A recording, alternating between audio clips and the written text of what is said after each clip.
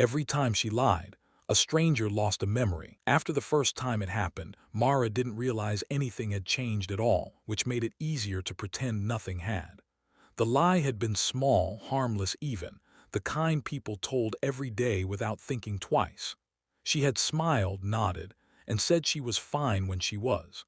Life moved forward without consequence, at least on the surface. Earlier, she had always believed dishonesty carried obvious damage, something visible and immediate like broken trust or hurt feelings. She had never imagined that the real cost of a lie could exist somewhere she couldn't see. Words left her mouth and disappeared into air, and she assumed that was where their power ended.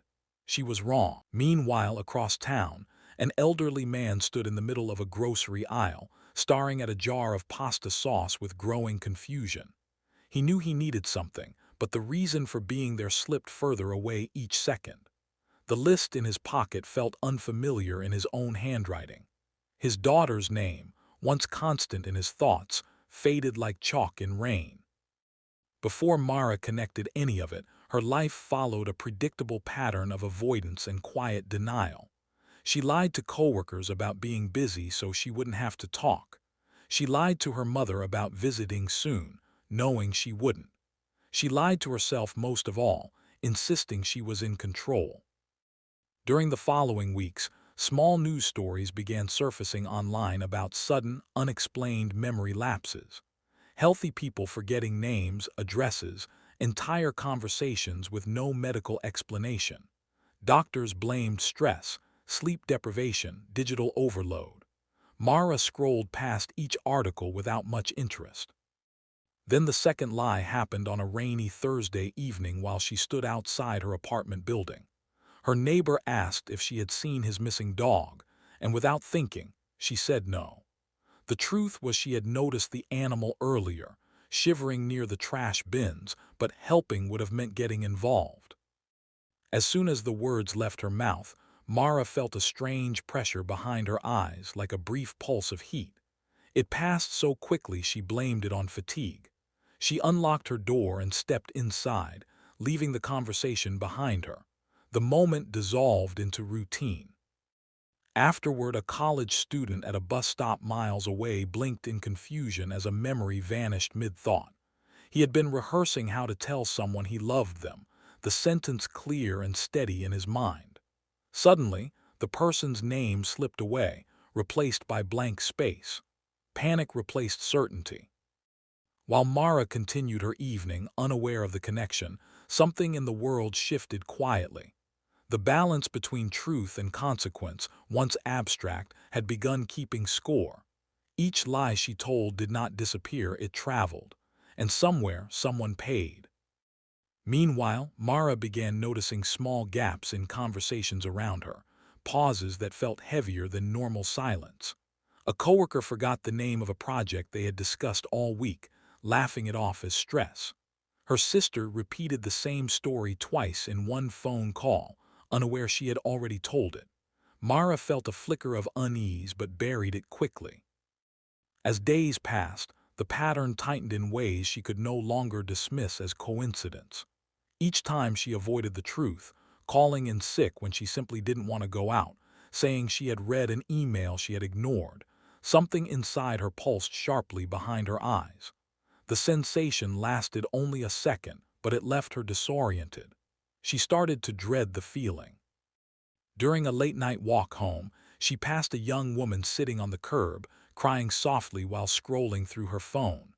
Mara slowed instinctively, hearing the woman whisper, "I can't remember his face," over and over. The grief in her voice felt raw and immediate. Mara felt a cold wave of recognition she couldn't explain. Afterward, sleep became difficult, not because of noise but because of the thoughts she couldn't silence.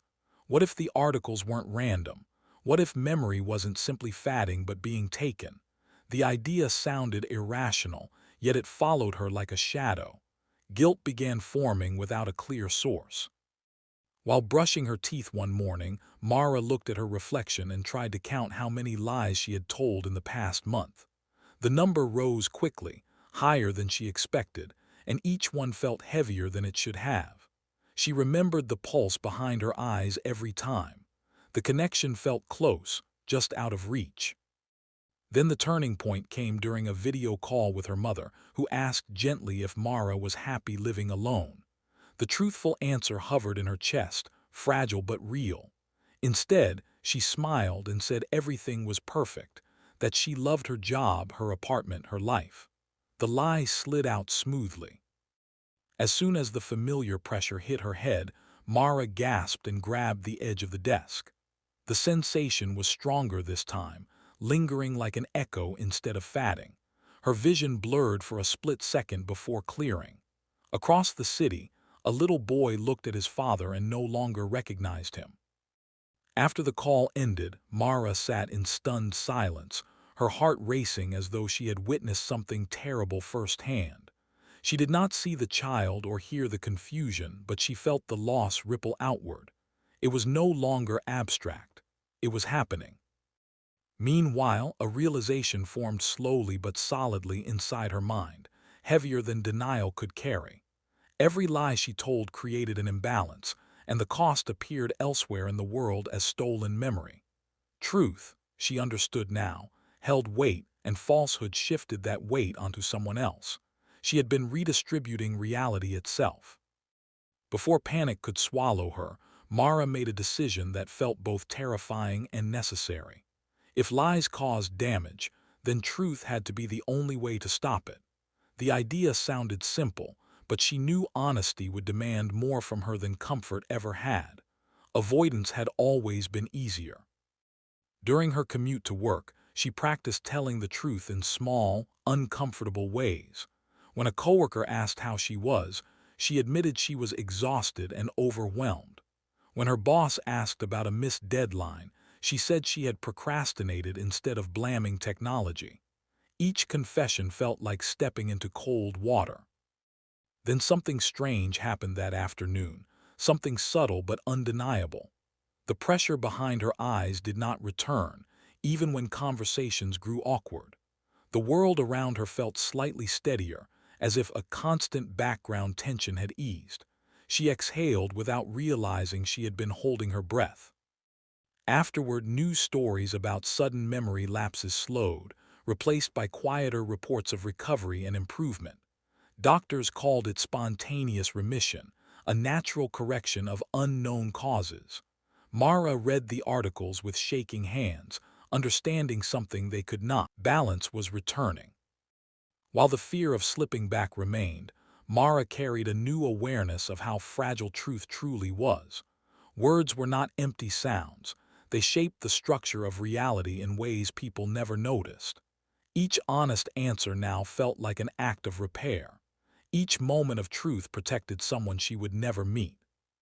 Finally, she called her mother again and spoke openly, admitting loneliness, uncertainty, and the fear she had been hiding. The conversation was messy, emotional, and real in a way their talks had not been in years. When she hung up, the air felt lighter. No pulse came behind her eyes. At last, Mara understood that lies do not disappear, they travel, taking something from someone else. Truth, however uncomfortable, returns what was taken and holds the world together quietly. She could not fix the past, but she could choose what left her mouth next. And that choice, she realized, mattered more than she had ever imagined.